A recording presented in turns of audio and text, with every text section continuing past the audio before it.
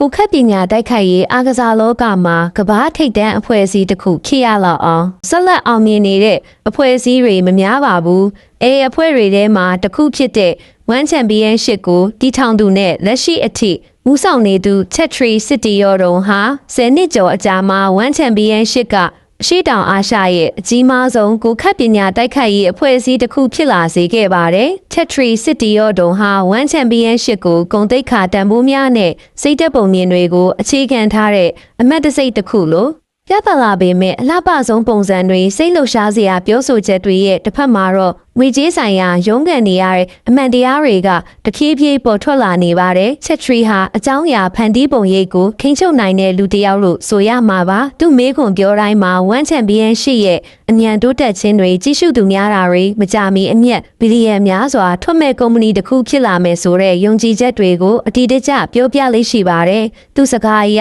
One Championship ဟာ UFC နဲ့တောင်တန်းတူနိုင်တဲ့ကမ္ဘာလုံးဆိုင်ရာထိပ်တန်းအဖွဲ့တစ်ခုလို့ထင်ရနိုင်ပါတယ်။ဒါပေမဲ့One Championship ရဲ့ဝင်ငွေကဏ္ဍတွေကလေးလာသုံးသက်သူတွေပြောကြချက်အရChetri ပြောနေကြကဏ္ဍတွေနဲ့ကွာဟနေပါတယ်။နှစ်ပေါင်းများစွာ One Championship ဟာအမျက်ငွေမထွက်ပဲရာနဲ့ချီတန်းပေါင်းများစွာအရှုံးတွေပေါ်နေတာဖြစ်ပါတယ်။တစ်နှစ်ပြီးတစ်နှစ်ဝင်ငွေထက်သုံးစွဲငွေကပိုများနေပြီးOne Championship အနေဖြင့်ဆက်လက်လဲပတ်ဖို့ကယင်းနှိမ့်မြုပ်နှံသူတွေရဲ့ငွေပေါ်မှာပဲအမြဲမူတည်နေရပါတယ်။သုံးသက်သူတွေက One Championship ရဲ့2020ငါးတန်ဘူးကိုတန်း900ကနေ1ဘီလီယံကျော်အထိခန့်မှန်းထားကြပြီးChetri ပြောပြလေးရှိတဲ့ဘီလီယံပေါင်းများစွာတန်နေဆိုတဲ့တန်ဖိုးနဲ့တော့ကွာဟနေပါတယ်။ကမ္ဘာလုံးဆိုင်ရာယင်းနှိမ့်မြုပ်နှံမှုအခြေအနေတင်းကျပ်လာတာလဲ One Championship အတွက်ဖိအားကိုပိုများစေပါတယ်။တစ်ချိန်တည်းမှာပဲ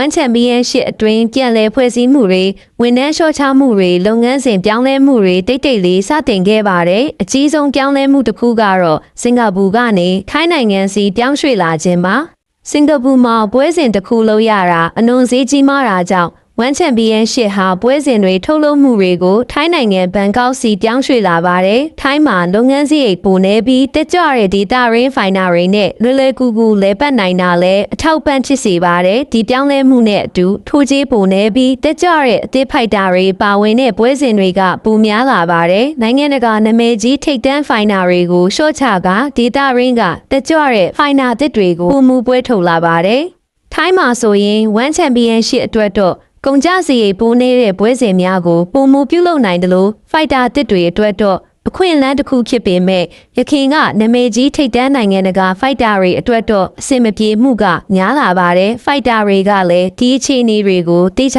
သိမြင်နေကြပါတယ်One Championshipရဲ့ထုတ်လုပ်မှုအရေးသွေးကိုခက်ပညာတိုက်ခိုက်ရေးဆိုင်ရာဒလိနဲ့ယဉ်ကျေးမှုတွေကိုလေးစားပေမဲ့ငွေကြေးဆိုင်ရာရုန်းကန်နေရတာကိုလည်းတွေးမြင်နေကြပါတယ်ဒါရီတင်မကသေးပါဘူး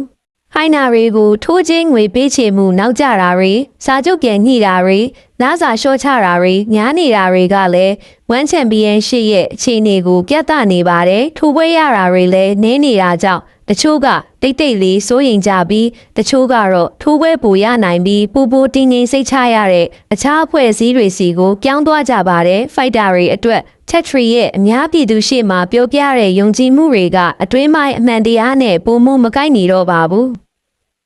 ဘီလီယံများစွာတန်နေဆိုတဲ့တန်ဖိုးတွေကိုပြောပြနေတော့လဲသူတို့ခံစားရတာကစရိတ်လျှော့ချမှုတွေတင်းကျပ်လာတဲ့ဘတ်ဂျက်တွေပါပဲအဲ့တော့One Championshipဟာဘဏ္ဍာရေးဆိုင်ရာကြာရှုံးခံနီးဖြစ်နေပြီလားဆိုတဲ့မေးခွန်းထုတ်เสียဖြစ်လာပါတယ်ကြာရှုံးခံနီးဖြစ်နေပြီလားဆိုတာကယနေ့အချိန်မှာတော့မဟုတ်သေးပါဘူးအစီအစဉ်တွေဆက်လုပ်နေတယ်လို့ဖိုက်တာတွေကိုလည်းဆက်လက်စာချုပ်ချုပ်ဆိုနေပါတယ်ဒါပေမဲ့ငွေကြေးဆိုင်ရာအချက်လက်တွေအရOne Championshipဟာကြာရှုံးနိုင်ရန်လမ်းကြောင်းပေါ်မှာရှောက်နေတယ်ဆိုတာပြသနေပါတယ်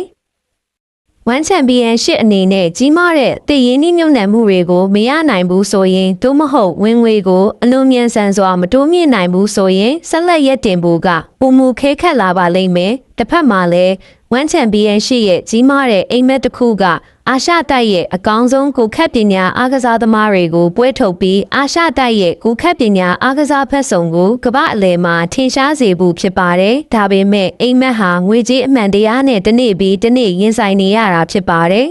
။ လာမယ့်နှစ်တွေက One Championship ဟာတကယ်ကမ္ဘာလုံးဆိုင်ရာအင်အားကြီးအဖွဲ့တစ်ခုဖြစ်လာမလားဒါမှမဟုတ်အလွန်ကြီးမားတဲ့အားကောင်းမှုအိမ်မက်ကမတည်မြဲနိုင်တဲ့ဥပမာတစ်ခုဖြစ်သွားမလားဆိုတာဆုံးဖြတ်ပေးပါလိမ့်မယ်ဖြစ်ပါတယ်